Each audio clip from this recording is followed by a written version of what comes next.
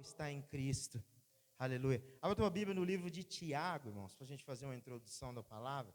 Tiago, capítulo 3.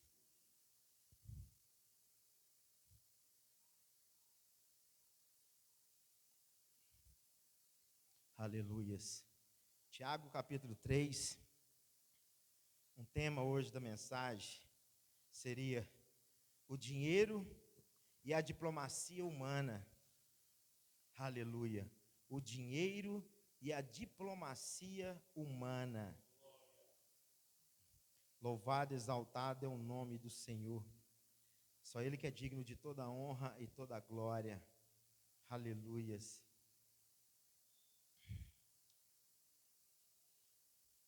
Tiago capítulo 4, o versículo 3.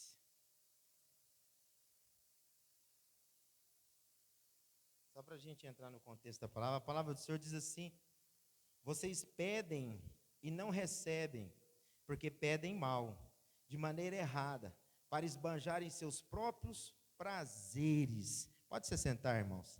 Aleluias. Mas não fecha a sua Bíblia, não, irmãos, que hoje nós vamos passear nela. Aleluia. Esse livro de Tiago é interessante e aqui mostra praticamente, claramente um desalinhamento de propósito, irmãos. Quando nós pedimos e não recebemos porque nós pedimos mal. E ele vai continuar, ele vai falar e vai trazer uma clareza para nós que a partir do momento que nós pedimos para um bem próprio, não para um bem comum, vai ser difícil, irmãos, Deus nos atender.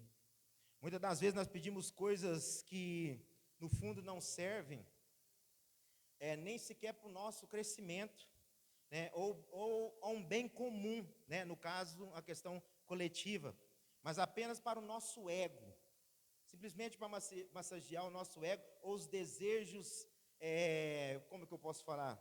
Os desejos imediatos e superficiais. Se a gente for analisar, a maioria dos nossos desejos, nossos pedidos para Deus, irmãos, tem sido dessa forma. Algo que venha só nos satisfazer, né? Desejos imediatos, superficiais, coisas que vêm trazer, vamos dizer, um bem, entre aspas, somente para nós. Esses são os desejos desalinhados do propósito de Deus, né? Abre a tua Bíblia agora que a gente vai entender melhor esse livro, esse simples versículo de Tiago, no livro de 1 Reis, no capítulo 3. Aleluias.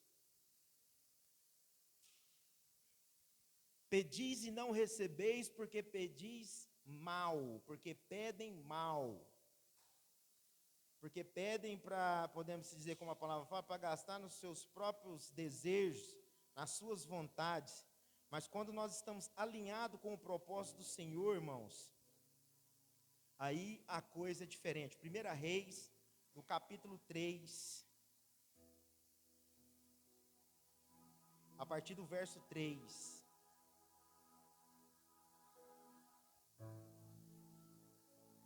O verso 1 e 2, para nós vai ser um ponto de partida aqui esta noite, onde a gente vai compreender e entender que nós precisamos, como eu falo, um ponto de partida é entender dali para onde nós vamos.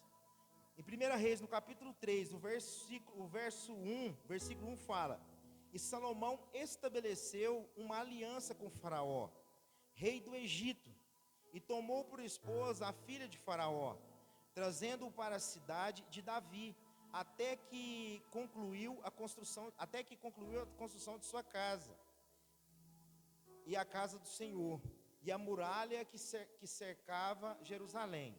No versículo 2: somente o povo oferecia sacrifício nos altos.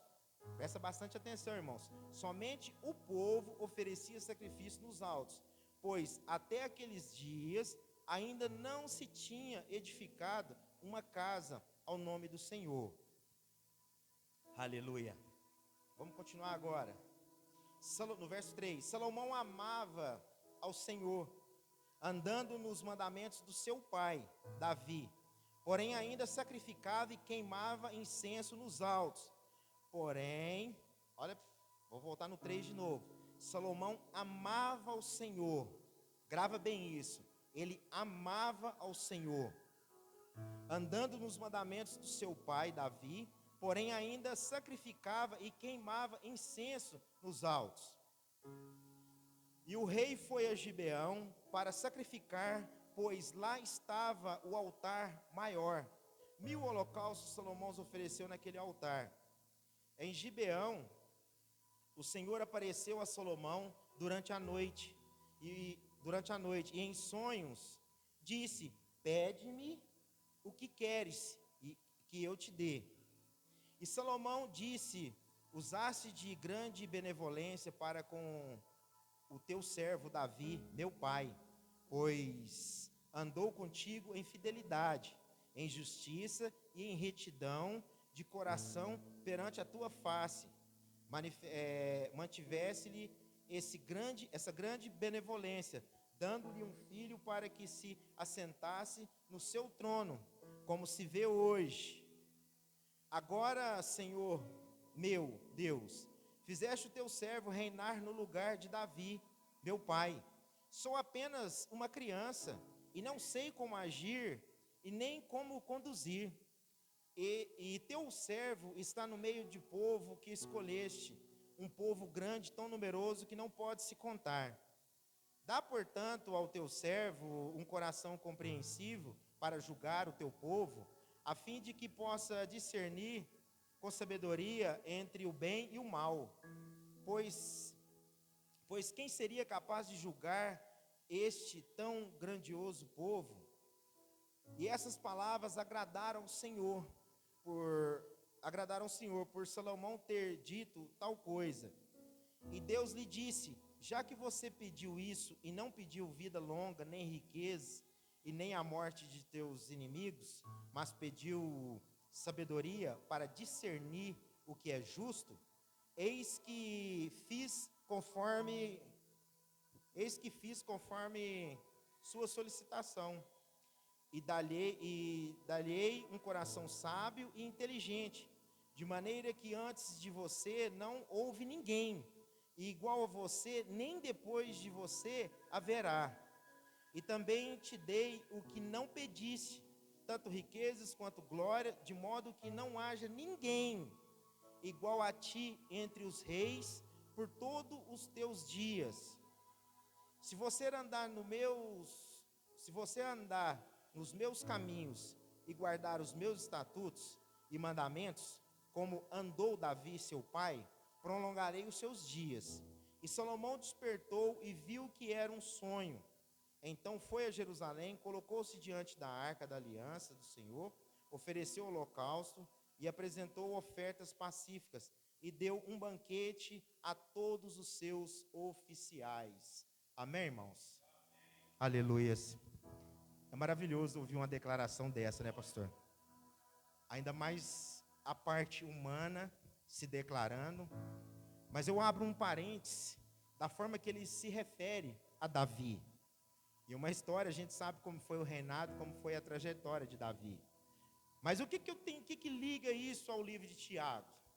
É que aqui Salomão, ele simplesmente pede algo com bem comum a toda a sociedade. Ele não pediu, como o próprio Deus diz, você não me pediu riqueza, não pediu longevidade, não pediu que matasse nenhum dos seus inimigos, né? Deus viu que ele sondou o coração dele, viu que ele pediu algo em pró do povo. E quando o que nós pedimos, o que nós desejamos, está alinhado com a vontade do Senhor, irmãos, não tem como Deus não atender o nosso pedido.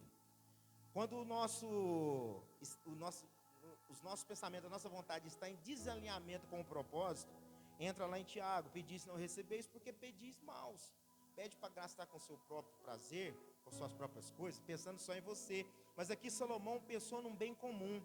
Mas aqui tem alguns parênteses que a gente tem que fazer em relação a Salomão. A palavra do Senhor, quando fala nos altos, era uma cultura naquela época dos cananitas, dos amorreus, de vários povos idólatras, em prestar sacrifício aos seus deuses. Eles tinham um pensamento que o quanto mais alto eles subissem, eles estavam mais próximos das divindades a qual eles acreditavam e idolatravam. Então aqui a gente vê que por mais que Salomão falava que amava a Deus, mas o coração dele não estava 100% em Deus. Porque ele ainda o quê? Ele sacrificava ainda nos altos. Ele ainda cultuava ainda nos altos, sabendo que isso era uma cultura pagã.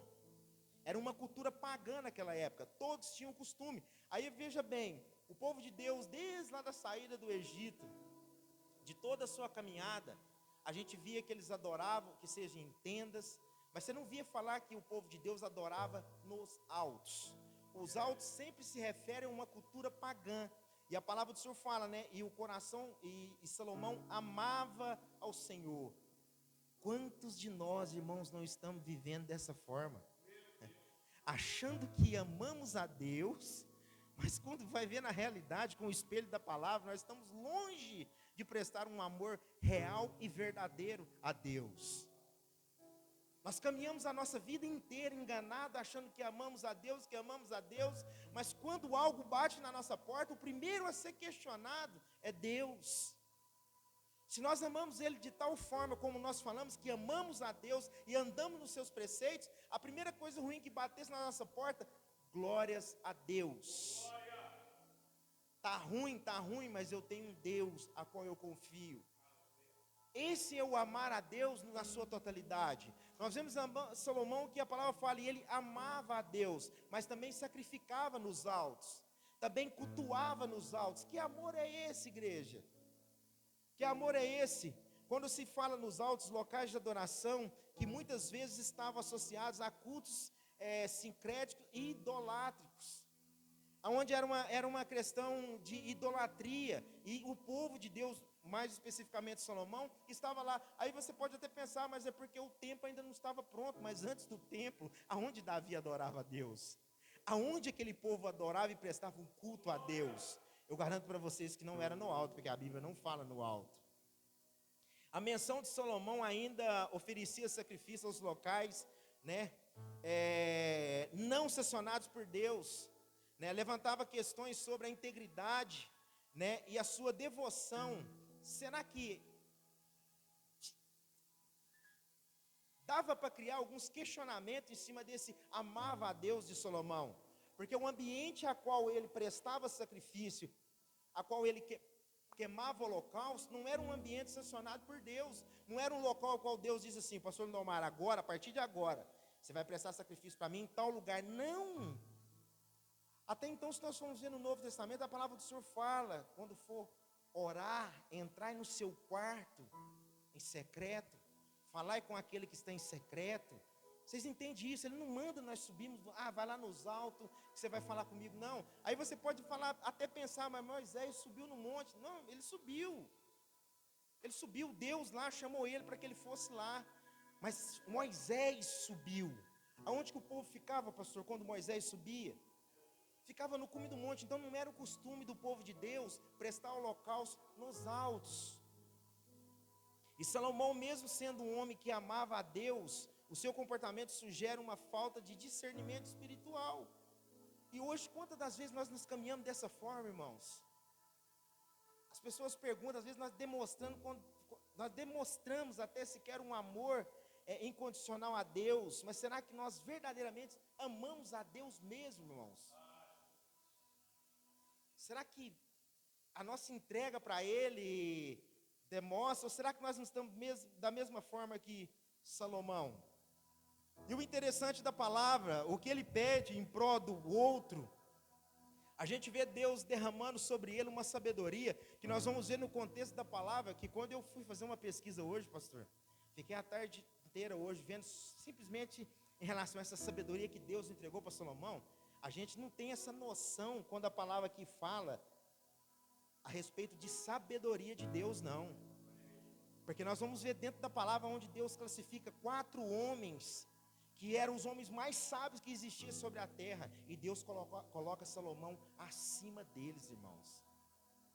E isso não é historinha, não. Você pode procurar e pesquisar, que você vai ver em toda pesquisa que você fizer, você vai ver o nome dos 4 lá, e no final você ainda vai ver o nome. E Salomão sobressaía eles. Essa sabedoria de Salomão, nós vemos no livro de Tiago, nós vemos no livro de Provérbios, é algo vindo da parte de Deus, irmãos, que é algo sobrenatural. Até então, o que a palavra nos mostra? Que a partir, eu vou dar uma resumida por causa do tempo, irmãos. A partir do momento que Salomão tem esse sonho, podemos se dizer ali, logo em seguida, ele já é colocado à prova. Dali adiante, do capítulo 3, a partir do verso 28, dali adiante, Salomão, praticamente como se Deus pegasse o nome dele e jogasse para as nações, para que todos pudessem ver e ouvir que havia um homem ali sábio, um homem que, podemos se dizer, que era sábio através do poder de Deus, porque logo em seguida, Salomão é colocado à prova, a partir do verso 28, aonde nós já conhecemos, eu vou pular um pouquinho essa história, irmãos, mas nós sabemos de duas mulheres, e o mais interessante, a sabedoria e o que Salomão pede é tão forte, irmãos, que hoje, vamos ser sinceros, hoje, dependendo da pessoa que entra na casa de Deus, a igreja olha essa pessoa com um olhar diferente. Se a pessoa não está bem vestida, por seja algum motivo que for, a igreja olha ela diferente. Olha e julga pela aparência. Salomão já de cara, irmãos, ele já entra numa situação onde ele tem que praticamente julgar e tem que ter um discernimento entre duas prostitutas. Onde ele tem que definir quem está certo e quem está errado. Isso mostra para a gente que hoje, na nossa sociedade, ao qual nós vivemos hoje, dependendo da pessoa que vai buscar algo que é direito dela, ela sequer é ouvida. Ela sequer é ouvida. Então aqui nós entendemos que independente de classe social, que seja de média, baixa, ou lá embaixo mesmo, até o alto escalão, quando você tem a sabedoria da parte de Deus, você não faz acepção de pessoa. Você senta e ouve a pessoa e julga aquilo conforme Deus o julgaria naquele momento. E no versículo 28, vamos ver o versículo, capítulo 3, né, o versículo 28.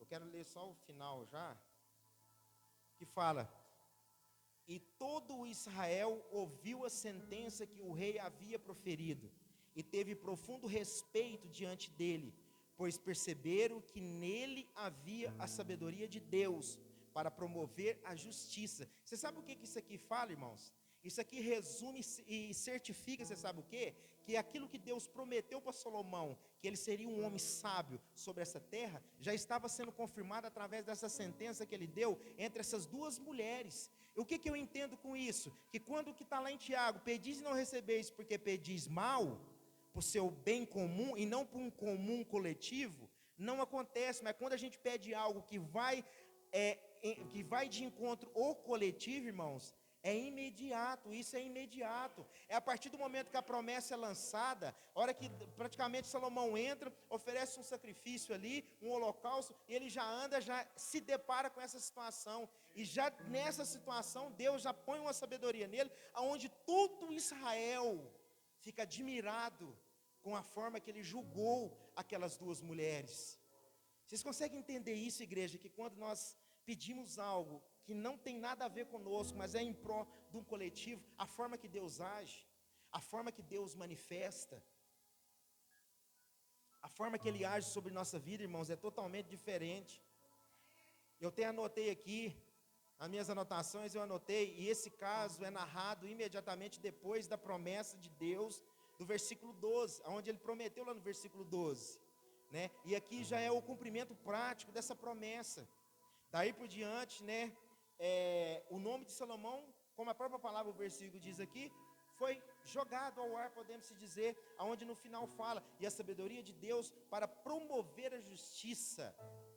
Quer dizer o que? Salomão, além de Salomão já ser conhecido por ser filho do rei Davi, ali agora já estava, podemos se dizer, já desmembrando daquela coisa de ser, não, ele era conhecido porque era o filho do rei Davi. Não, agora não. Ele já estava, entre aspas, assumindo uma identidade de filho de Deus. Da mesma forma que ele disse lá nos versículos do início: mas eu sou como uma criança, como que eu vou julgar, vou reinar em meio a esse povo, esse grandioso povo? Aqui nós já vemos Salomão, praticamente, né, entre aspas, já desmembrando aquela questão. Não é mais o Salomão, o filho do rei Davi. Não, é o Salomão, o filho do Deus vivo. O filho do Deus vivo. Por mais que ele teve uma crise, podemos dizer, uma crise de identidade, Mas aqui nós vemos Salomão assumir uma identidade de filho do Deus vivo. E eu torno a dizer, igreja, a promessa que Deus faz para nós, quando se trata de um bem coletivo, irmãos, é imediato o cumprimento dela, irmãos. É imediato. Se nós pararmos em qualquer local que eu digo, se nós procurar, eu tenho certeza que aqui tem pessoas aqui, que se eu pedir para testemunhar algo que Deus fez assim, ó, no estralar de dedo, num bem coletivo, eu tenho certeza que nós vamos ouvir enxurrada de testemunhos. O problema é que nós não alinhamos isso com o coração de Deus. E por mais que a gente vê Deus fazer, como Salomão viu ele fazer, nosso coração é tendencioso a desviar dos preceitos do Senhor, a se desviar da vontade dEle, ao invés de nós permanecermos nela. Porque a partir do momento aqui desse versículo 28, irmãos, que Salomão se torna conhecido, ali não era só naquele reinado, não. É em toda, ali até no Egito, a palavra do Senhor, ela dá limites, até onde Salomão conseguiu reinar, e até onde, podemos, entre aspas, vou usar essa palavra, o nome dele foi grande e poderoso. O nome dele foi grande. Através desse feito, simplesmente a primeira coisa que ele fez. E se nós pegarmos daí por diante, irmãos, nós vamos ver Deus derramar sobre Salomão, aonde faz a rainha de Sebá vir até ele, porque ela ouviu falar algo dele, e veio com todas as riquezas, todas as iguarias, para poder testificar as palavras que Salomão falava. E o interessante é que ela mesmo fala, e eu ainda pude testificar além do que foi me falado. Vocês conseguem entender isso, igreja? E aí nós vemos as benevolências de Deus com a vida de Salomão, aonde permite ele fazer aliança com Irão e faz a construção do templo. A palavra do Senhor fala que quando o templo é terminado, é tudo feito sacrifício ali, tudo ungido, as coisas tudo levadas para ali. A palavra do Senhor fala que o sacerdote não conseguiu sequer ficar de pé, de tão grande foi a glória de Deus que desceu sobre aquele templo, sobre aquela casa, igreja. Olha o que Salomão presenciou, simplesmente porque por colocar o coração no propósito de Deus e andar alinhado com Deus. Aqui a gente pode até pensar, mas lá, não se esqueça que lá no início falava, ele amava a Deus, mas porém ele sacrificava no alto. Mas a benevolência de Deus foi tão grande para com ele, irmãos, que ele pôde construir o templo sem guerra, sem ninguém atrapalhar. Fez uma aliança com Irão, que era aliado, que tinha uma aliança com o seu pai. Irão foi e fez o templo da mesma medida que tinha que ser feito.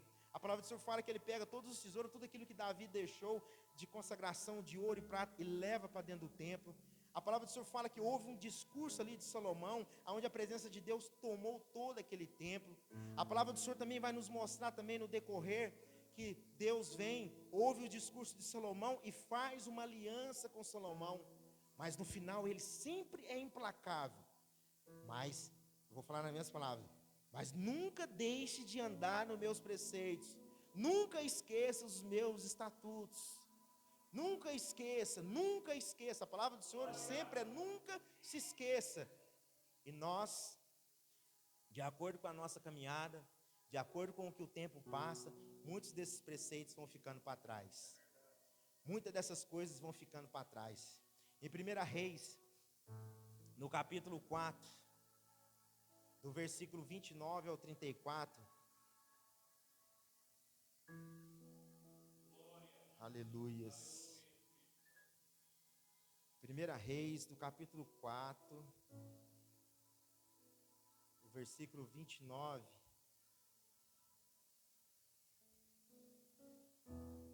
aleluias. Aqui, irmãos,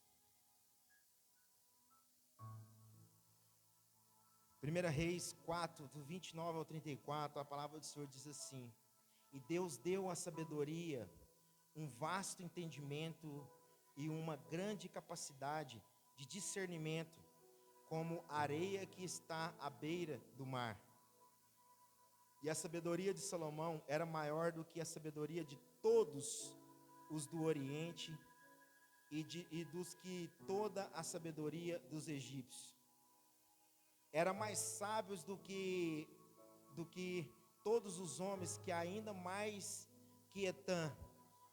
Eu quero aqui falar desses 4 homens. que a palavra fala aqui, e eu vou falar que vou parar nesse versículo 31 aqui, e vou falar de nome por nome, irmãos. Só para vocês entenderem o que Deus fez para com Salomão. Olha que quando fala de Etã, é mencionado em 1 Reis, no capítulo 4, no versículo 31, olha o que fala a respeito dele. Ele era conhecido por sua sabedoria e era acreditado como o autor de alguns dos salmos, e ele é lembrado por sua lealdade e devoção a Deus, sendo um exemplo de fidelidade, confiança no Senhor para os crentes. A menção de Etã na Bíblia nos lembra da importância de buscarmos a sabedoria e vivermos de acordo com os princípios divinos, preservando a nossa fé, mesmo diante das adversidades. Agora aqui é onde ele fala de Emã. Olha o que fala a respeito dele. Emã era conhecido por sua sabedoria e fidelidade, sendo comparado olha para vocês verem, sendo comparado a Salomão, um dos mais sábios reis de Israel. A família de Emã tinha tradição na música e ele mesmo foi um renomado cantor e autor de salmos. Além disso, sua habilidade profética destacava como um vidente, como um profeta, alguém capaz de receber revelações divinas. Os salmos escritos por Emã refletem a sua profunda relação com Deus e sua confiança na fidelidade divina. Sua vida e escritos nos ensinam sobre a importância da fidelidade e confiança em Deus, mesmo em meio às adversidades e incertezas da vida. O Cacol. Olha o que fala dele também. Também conhecido como Cacol, era um dos sábios homens com quem o rei Salomão foi comparado pela sua sabedoria. Ele era descendente de Zera, da tribo de Judá. Nas histórias bíblicas, Cacol representa a ideia e sustentação e sabedoria, mostrando a importância desses atributos na vida do povo de Israel. Quero falar do último aqui, do Darda. Darda é mencionado brevemente na Bíblia como um dos homens sábios de sua época, porém superado por Salomão em sabedoria. Essas narrativas bíblicas nos lembram da importância da sabedoria, ilustra que mesmo entre indivíduos notáveis, alguém como Salomão se destacava excepcionalmente. A busca pelo conhecimento e sabedoria é um tema recorrente nas Escrituras, incentivando-nos a buscar essa virtude em nossas vidas para vivermos de acordo com os princípios divinos. E aqui eu vou continuar o versículo agora 31. E sua fama se espalhou por todas as nações ao redor. Salomão, versículo 32, ele pronunciou 3.000 provérbios, e seus cânticos totalizaram 1.000, e discorreu também sobre as plantas discorreu também sobre as plantas, desde o cedro que está no Líbano até o hisopo que brota da parede. Igualmente falou dos animais e das aves e répteis e dos peixes. E todos os povos vinham para ouvir a sabedoria de Salomão, assim como enviados de todos os reis da terra, que havia ouvido a respeito da sabedoria de Salomão. Vocês conseguem entender, irmãos? Quando o nosso coração está alinhado com Deus, aonde Deus nos leva, a forma que Ele nos levanta, a forma que Ele podemos dizer, que Ele nos mostra para a sociedade, o patamar que Ele nos coloca sobre essa terra, irmãos. Quando o nosso coração está alinhado à vontade dEle, ao propósito dEle, quando nós buscamos algo não para nós, mas em prol do outro. Olha aonde Deus levantou Salomão, onde Deus colocou Salomão, irmãos. Aonde Deus colocou Salomão. Salomão chegou num patamar, a forma que a Bíblia menciona, A gente chega, como ser humano, a gente chega até a ficar espantado. Como que um homem chega num patamar desse, irmãos? Do homem ser lembrado, onde a Bíblia já separava 4 homens sábios, que era dado como homens sobrenaturais de sabedoria, de QI alto, mas Salomão foi um tempo, começou a ser igualado e superou todos eles, através do que? De um simples pedido ao qual ele fez: Senhor, que me dê sabedoria, que me dê um coração capaz de julgar esse povo, como o Senhor o julgaria.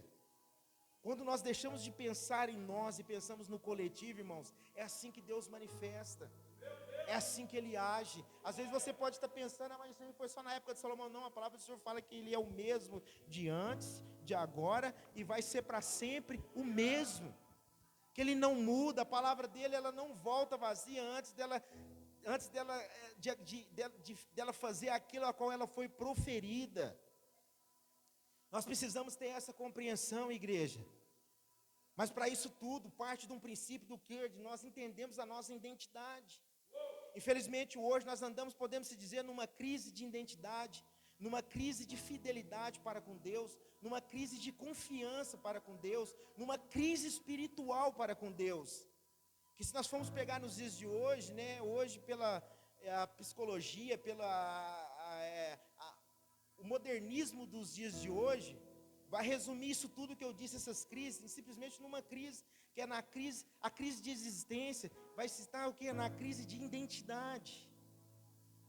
Olha o que Deus fez com Salomão, olha onde Deus levantou Salomão.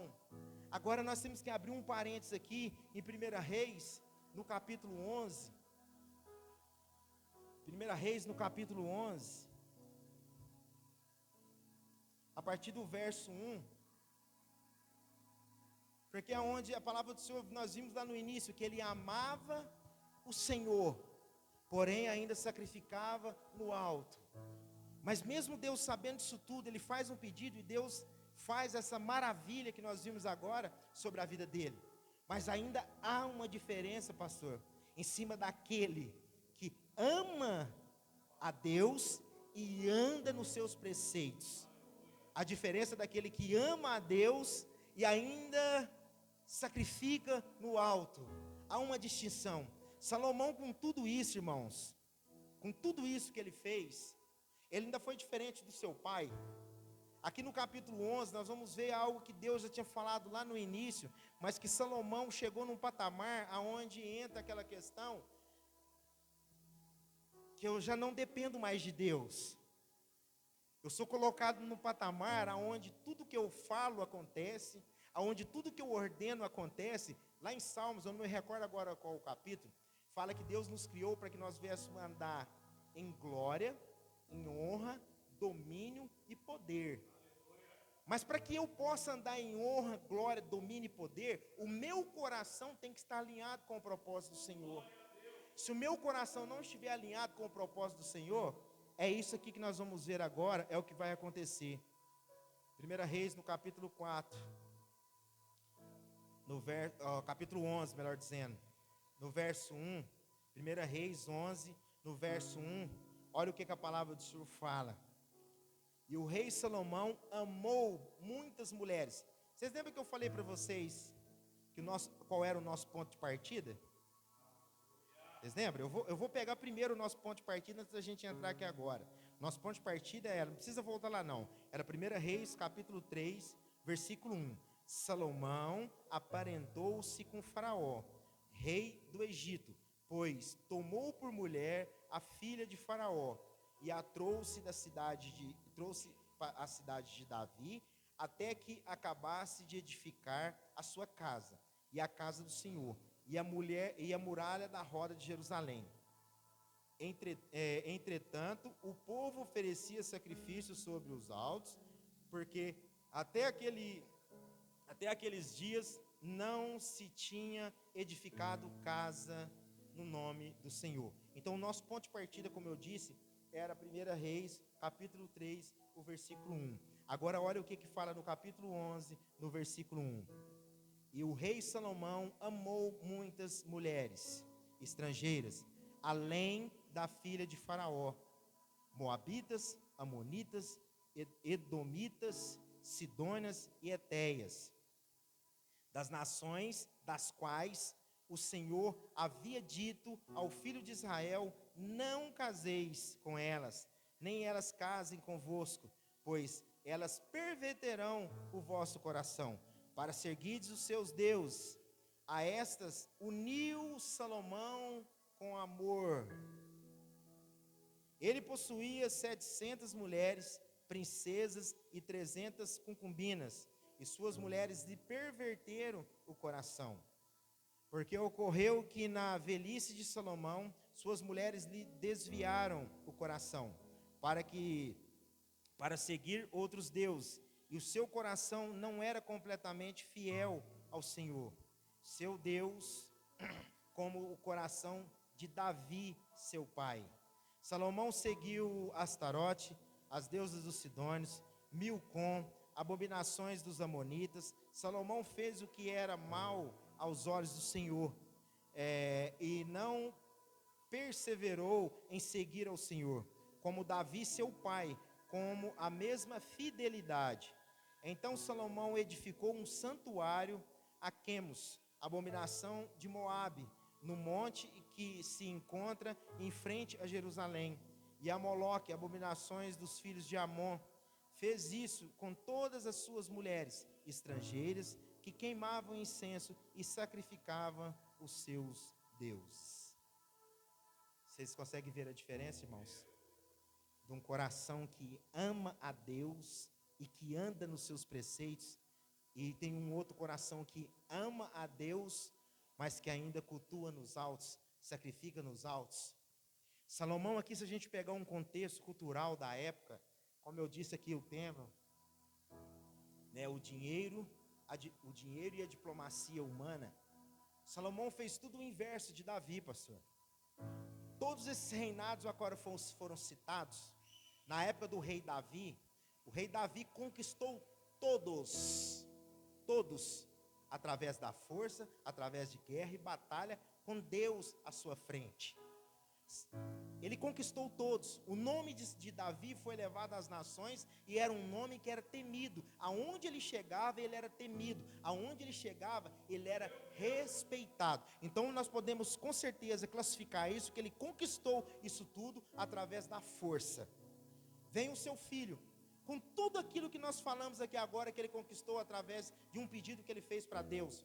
A forma que Deus lançou o nome dele sobre as nações, aonde delimitou e tudo. Mas Salomão fez o quê? Ele fez o inverso. Ao invés dele conquistar da mesma forma que o seu pai conquistou, ele vem e tenta conquistar através de uma diplomacia. E de que forma que ele fez essa diplomacia? Casando com as princesas dos reis que eram dados como inimigos do Senhor. Trazendo o pensamento de Salomão: eu faço uma aliança com eles, eles não me guerreiam porque tem sangue deles ao meu meio, e com isso eu vou crescendo e vou expandindo. Mas ele não precisava disso. Deus já expandiu Salomão sobre toda a terra. A palavra do Senhor nos fala, e nós vimos aqui, que reis enviaram seus mensageiros até Salomão. Reis vieram com seus príncipes até Salomão, para poder entender e ver a tamanha sabedoria que aquele homem tinha. Salomão não tinha necessidade dessa diplomacia, de ser um diplomata e andar por lugares e fazer aliança, que era contra a vontade de Deus, porque quem pelejava a favor dele era Deus. Salomão tinha uma promessa ali da época do seu pai, através dele herdar esse reinado, e nunca mais ele sairia desse trono. Esse trono não seria tirado dele, como se nós fomos pegar o restante da palavra, nós vamos dizer ainda: Deus, na misericórdia de Deus, Deus ainda fala, não vou tirar agora, mas daqui uns dias você sai, não vai suceder você. Aonde nós vimos que são partir das tribos, não era mais um rei único só de Israel. Simplesmente por quê? Porque ele quis algo através de uma diplomacia, ao invés de seguir os preceitos e os conceitos que o seu pai seguia. Davi conquista tudo à força, porque ele tinha Deus na frente dele. Deus deu a vitória a Davi, mas vem Salomão e tenta fazer diferente através de uma diplomacia. Irmãos, e quantos de nós não estamos vivendo dessa forma? Quantas vezes nós não somos tentados a, entre aspas, uma diplomacia, então dá uma pisadinha do lado de lá, Porque do lado de lá também tem um Deus que cura, um Deus que fala que cura, que liberta, que transforma, que restaura. Não, então peraí, se eu pego um pouquinho do meu aqui e pego um pouquinho dali também, então isso vai acontecer. Mas você sabe por quê? A gente não espera Deus agir na nossa vida. Nós somos muito imediatistas, nós queremos pedir algo para Deus hoje e queremos a partir de um piscar do olho que venha acontecer aquilo ao qual nós pedimos. Mas a maioria das coisas que nós pedimos não estão num bem comum, de um coletivo, está sempre fechada a mim. E Salomão foi um homem que o quê? Não precisaria de nada disso. Ele não precisaria ser esse diplomata e caminhar por reinos e reinos e reinos para fazer aliança para que o povo não viesse contra ele. Ele preferiu, podemos se dizer, resumindo, pastor, ele procurou o seu pior inimigo. Ele procurou o seu pior inimigo. Podemos se dizer claramente que Deus vira o seu pior inimigo. Ao invés de ele continuar naquela mesma pegada, na mesma levada do seu pai, aonde ele viu e testemunhou, e várias pessoas testemunhavam a graça de Deus através da vida de Davi, e ele poderia conseguir, e receber todas essas benevolências. Não, ele preferiu ser um diplomata, fazer alianças a qual Deus não permitiu que ele fizesse essas alianças. Aleluias, louvado, exaltado é o nome do Senhor. Eu até anotei aqui, enquanto seu pai Davi conquistou os reinos na força das batalhas com Deus à frente, e tornou-se conhecido e temido, Salomão foi o oposto e quis conquistar e fazer alianças através de uma diplomacia. Criou relacionamentos com povos pagãos que Deus disse para que não era para se unir. Deus foi bem claro. Aí entra aquela questão, Salomão, nós classificamos Salomão com o quê? Uma crise de lealdade, uma crise de confiança, uma crise espiritual, a qual pode ser lida sob a ótica moderna, como uma crise de identidade. Uma crise de identidade. Olha onde uma crise, quando nós não sabemos quem nós somos em Deus, aonde essa crise pode nos levar, igreja. Quando nós não temos a certeza e a compreensão, a revelação do que nós somos em Deus, nós vamos procurar outros caminhos, outros atalhos, nós vamos procurar, entre aspas, deuses de D minúsculo que seja, mas nós vamos sair de um caminho ao qual a palavra fala que Cristo é o único caminho. Quando nós temos essa dificuldade de entender, de ter essa identidade revelada, irmãos, é nisso que vai dar. Vocês que ver aqui, olha para vocês verem a continuidade dessa questão de crise, tanto que isso é sério. Olha aqui, no livro de 2 Crônicas, nós já vamos encerrar já, irmãos. Livro de 2 Crônicas, capítulo 14.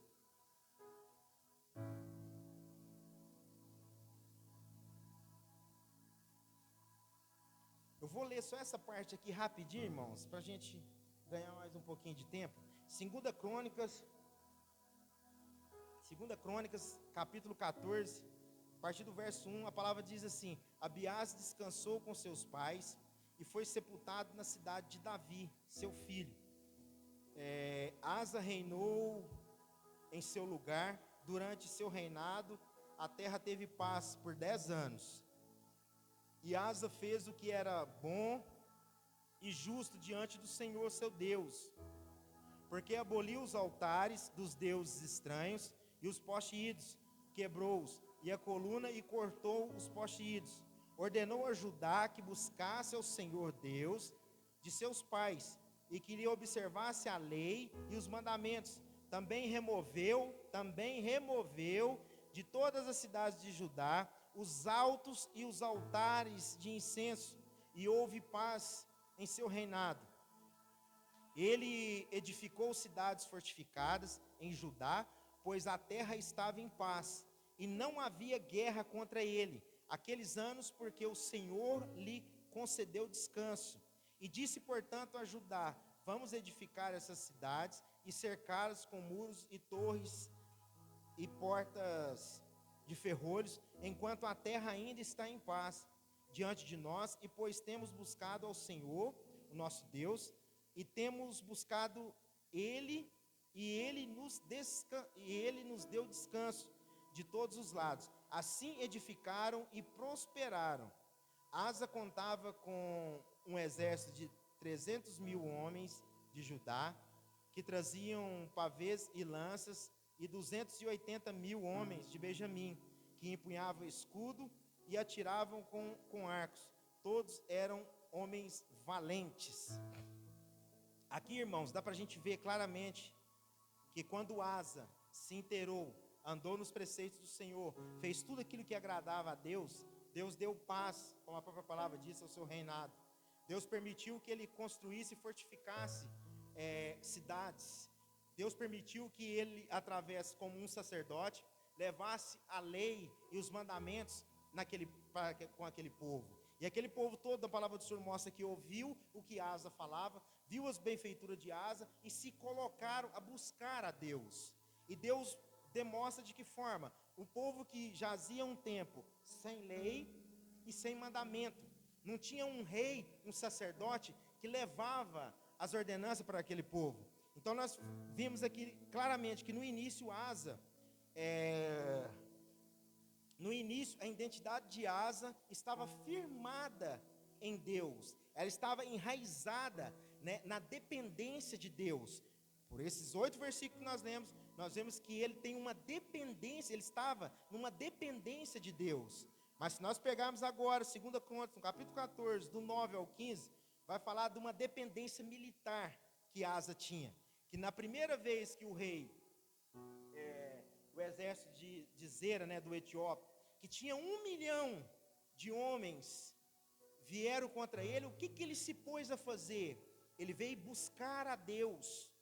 Ele se prostra e clama a Deus naquele momento. Então ele mostra que o quê? Que ele estava também numa dependência militar de Deus. E naquele momento o que Deus faz em prol de Asa? Dá a vitória a ele. A palavra do Senhor fala que, olha para vocês verem, Asa tinha um exército de 580 mil homens. Ele conseguiu ter vitória sobre um exército de 1 milhão de homens. Vocês conseguem compreender isso, igreja? Mas por quê? Porque ele estava na dependência de Deus. Essa dependência ainda estava enraizada nele. No capítulo 15, a partir do versículo 19, Asa começa as suas reformas religiosas. Ele removeu ídolos, baniu a prostituição cultural, destituiu a sua mãe, Maaca, da posição de rainha-mãe, por ela ter feito ídolos e tudo, está aqui na palavra. Então ele começa a sua reforma espiritual. Aqui no versículo 11 e 15, olha aqui o que a palavra do Senhor fala. No capítulo 15, 2 Crônicas 15, o verso 11 até o 15 diz assim: e nesse mesmo dia oferecer, isso é Asa, hein? E nesse mesmo dia ofereceu ao Senhor os despojos que trouxeram de 700 bois e 7.000 ovelhas em sacrifício, e assim eles firmaram um pacto para buscar ao Senhor Deus de seus pais, e de todo o coração e de toda a alma, e que todos aqueles que não buscassem o Senhor Deus de Israel fossem mortos, tanto menores quanto maiores, tanto homens quanto mulheres. E eles fizeram um juramento ao Senhor em alta voz, com júbilo e com trombetas e clarim. E todo o Judá se alegrou com esse juramento, porque juraram de todo o coração e buscaram ao Senhor com toda a boa vontade. E ele se deixou encontrar. O Senhor lhe deu paz por todos os lados. Isso porque Asa, irmãos, se dedicou. No versículo 19, e fala: e não houve guerra até o 35º ano do reinado de Asa.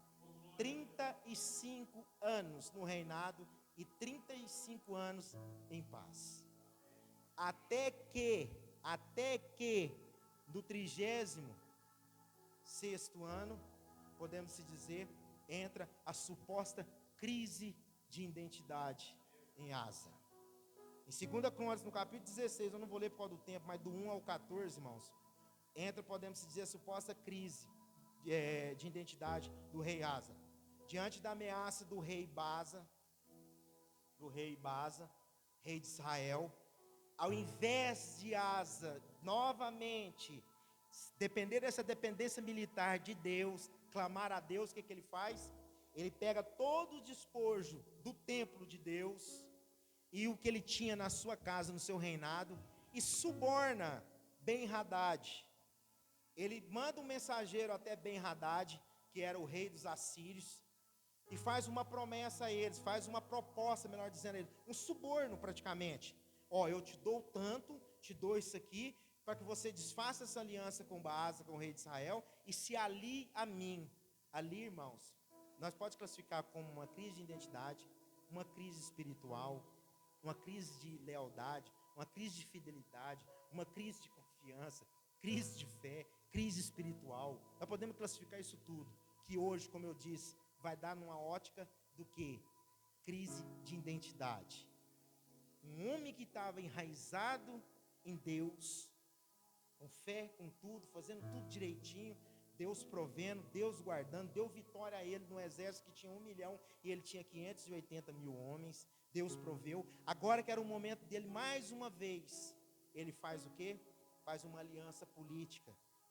Novamente, a diplomacia. Agora entra o tema lá, o dinheiro e a diplomacia humana. Nós vimos o rei Salomão e agora nós nos deparamos com a sua descendência no rei Asa, aonde usa o dinheiro e a diplomacia para fazer aliança e deixa a fé de lado. Podemos se dizer uma aliança política versus fé, e o que vai prevalecer sempre é a fé. Aliança política, não vou nem entrar nesse contexto fora, porque nós já sabemos como que funciona essa aliança política, mas aqui dentro da Bíblia ia dar errado também, pastor. Ia dar errado. E hoje a gente vê, eu não quero entrar nessa esfera porque é um leque muito aberto, mas nós vemos tantos cristãos fazendo alianças políticas para obter coisas pessoais e pôr a sua fé em jogo, que não vai dar em nada, irmãos. Que vai acontecer a mesma coisa que aconteceu com o final de Salomão e o final do rei Asa. Quando nós deixamos a nossa fé para fazer uma diplomacia, uma aliança política, vai dar errado. Isso é bíblico. Se nós pegarmos todos o contexto do início que nós começamos a falar até agora, está nessa questão de diplomacia e essa aliança política versus fé. A maioria dos cristãos hoje que nós vemos estão partindo para esse lado, dessa questão, dessa diplomacia, dessa questão política, para tentar, entre aspas, vou melhorar o segmento. Que segmento é esse? Se a nossa fé tem que estar unicamente aliançada e enraizada em Deus, Ele é o nosso provedor de todas as coisas. Ele é o nosso provedor de todas as coisas. E aqui nós vemos a decarreira do reinado de Asa caindo. Que ao invés dele recorrer a Deus, ele subornou o Ben-Hadad, o rei da Síria, com tesouros e tesouros do templo, tesouros consagrados do templo. Que esse ainda fez uma promessa tratada contra Israel. Né? Aí eu até separei aqui, a sua identidade mudou de rei que confiava em Deus para um diplomata pragmático que confia no dinheiro e em exércitos estrangeiros. Aleluia. Do versículo 7 ao 10, né, eu não vou ler também não, só vou resumir, é a reação crítica. Quando a coisa já está tudo danada, que já perdeu o controle, o que ele faz? Deus, ele sempre levanta um profeta, porque ele ainda tem a misericórdia ainda, vai lá, fala com ele, Hanani. Ele enviou ainda um profeta até ele. E qual foi a atitude dele contra o profeta? Pega o profeta e prende o profeta, porque quem está certo sou eu. Um homem que deixou tudo, tinha tudo para dar certo, pastor, mas de uma hora para outra fez uma aliança errada. Deus ainda tentou, ainda na sua misericórdia, corrigir aquele curso. O que ele faz? Prende o profeta. Prende o profeta. Do versículo 11 ao 14, aí é aquele final, irmãos. É isso, vem do fruto do quê? Das nossas escolhas. E mesmo assim, Deus ainda, na sua benevolência ainda, aguardando ainda algo a ser falado. A palavra fala do versículo 11 ao 14, que ele entra, que ele é acometido de uma enfermidade aos seus pés. uma enfermidade podemos ver, como nós vimos, uma enfermidade fatal. E o que era que aquele homem deveria ter feito novamente? Buscar a Deus. Pelo seu dinheiro, o seu status, o que ele faz? O recurso, ele usa o recurso para buscar quem? Os médicos daquela época. Aí o final dele, irmãos, não tem como. Nos seus últimos anos, Asa sofreu de uma doença grave nos pés. E o texto bíblico faz questão de notar que, mesmo na doença, ele não buscou o Senhor, mas buscou os médicos. Aí, para a gente finalizar mesmo aqui, irmãos, eu escrevi um trechinho aqui. Ele começou como um instrumento divino, Asa. E também a gente inclui Salomão também. Ele começou como um instrumento divino e terminou tentando ser o único arquiteto do seu destino. Ele esqueceu quem ele era perante Deus e o que resultou em um fim de vida isolado e marcado pela obstinação. Igreja, nós precisamos ter a revelação da nossa identidade. Nós precisamos saber quem nós somos em Deus e ter a certeza e a convicção que Ele é conosco. A partir do momento que nós nos entregamos a Ele, e nos dias difíceis buscamos a Ele, e nos dias de glória também nós buscamos a Ele, a nossa identidade está enraizada, firmada nele. A partir desse momento, irmãos, é só glória. É só glória que eu falo no sentido de que é que nós vamos herdar a vida eterna. Não queira ter um final, irmãos, como esses dois reis tiveram. Aqui nós vimos fortunas, e nós estamos falando de fortunas mesmo, que o dinheiro não pôde fazer nada por eles, a não ser através de uma corrupção.